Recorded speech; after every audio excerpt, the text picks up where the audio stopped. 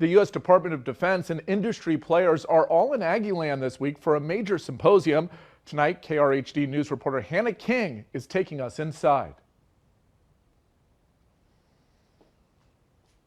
Held at the Texas A&M Hotel and Conference Center, the symposium was presented by the National Defense Industrial Association, an organization educating attendees on national security issues.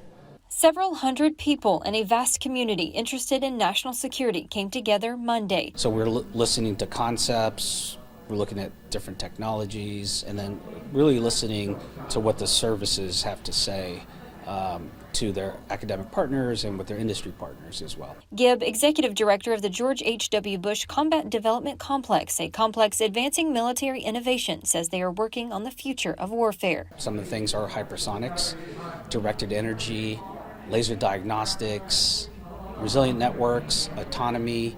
Those are the types of things that we work at the George H.W. Bush Combat Development Complex. Texas A&M is hosting the conference because of its emerging role as a U.S. hub for national security research. You know, I said this is the future of warfare, but really this is mostly about deterrence, because if you're ahead against your near-peer adversaries in these areas, hopefully you won't have to fight the next war.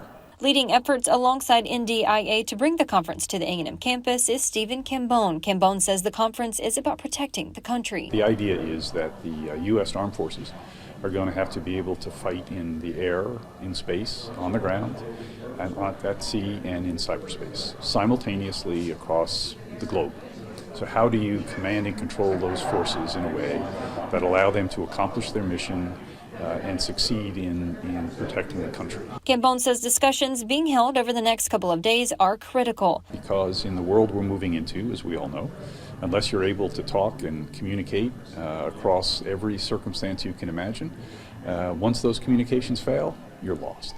So to the extent we can advance the capability of the country in that direction, the better for us. Just to name a few, government attendees, aerospace and defense executives, and academia were among those at the conference. The purpose is to help participants talk to one another about how to make progress. Basically, our objective is to bring industry and academia together with the government, the Department of Defense and Congress, to solve the most challenging problems that our young men and women in uniform face, and to give them the best technology.